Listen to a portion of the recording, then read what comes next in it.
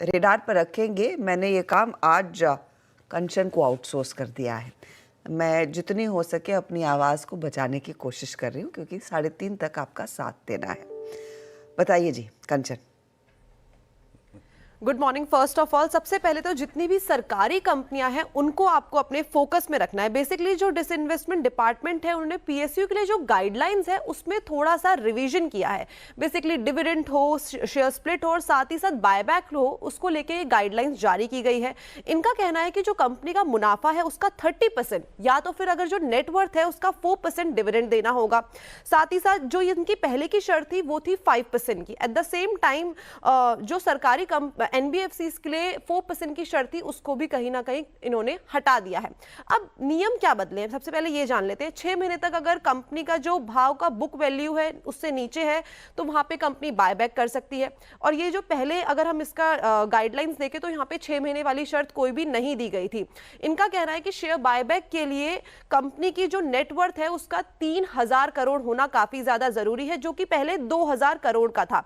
साथ ही साथ कैश की बात करी जाए तो वो भी 1500 करोड़ का इंपॉर्टेंट है। तो इसके चलते आज सरकारी कंपनियां काफी ज्यादा फोकस में रहने वाली है।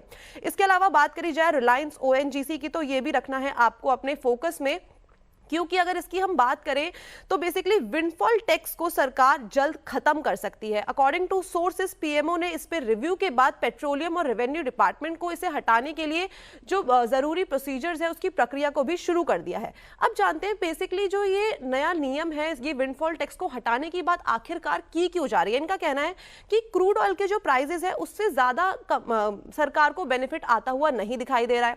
साथ ही साथ इंडस्ट्री भी इस टैक्स से ज्यादा खुश नहीं दिखाई दे रही है। इसका प्रोडक्शन पे भी कहीं ना कहीं हमें एक नेगेटिव इंपैक्ट जरूर देखने को मिल रहा है।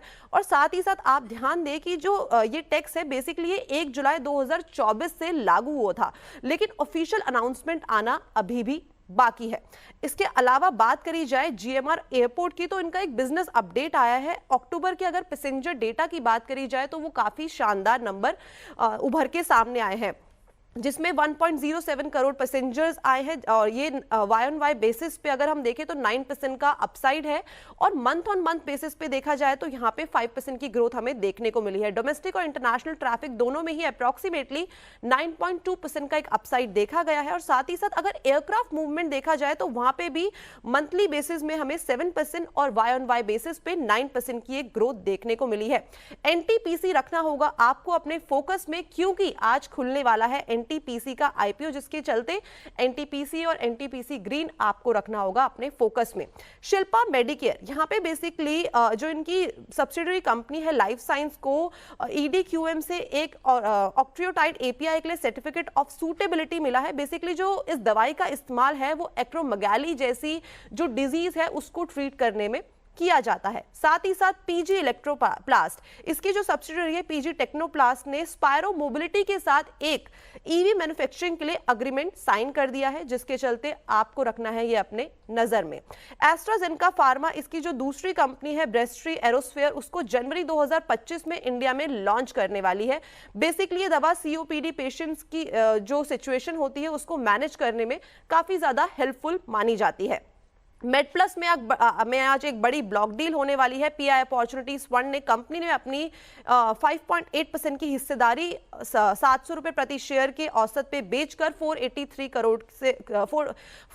करोड़ रुपीस जुटाए हैं। साथ ही साथ एसबीआई म्यूचुअल फंड ने 10 लाख शेयर 700 रुपए प्रति शेयर पे बेच के 70 करोड़ में ऑफलोड किए हैं। इसके अलावा इन्वेस्को म्यूचुअल फंड और कोटक म्यूचुअल फंड ने कंपनी में 2.6% की हिस्सेदारी खरीदी है। और बाकी की अगर बात करी जाए तो वहां पे हमें फ्रैंकलिन टेम्पलेटन और साथ ही साथ मॉर्गन स्टैनली भी शामिल होते हुए दिखाई दिए हैं।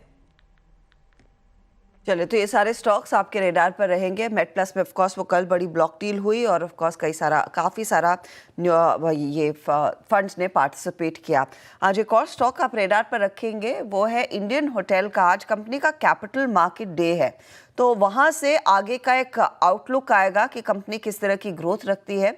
रेडार पर आपको याद होगा जो भी 2022 तक के इनके टारगेट्स थे या 2025 के टारगेट्स थे टू बी प्रिसाइज, कंपनी ने वो 2022 में ही अचीव कर लिए थे, क्योंकि कोविड के बाद जो डिमांड की फ्लरी आई थी वो कंपनी के फेवर में गया। तो अब यहाँ से आगे की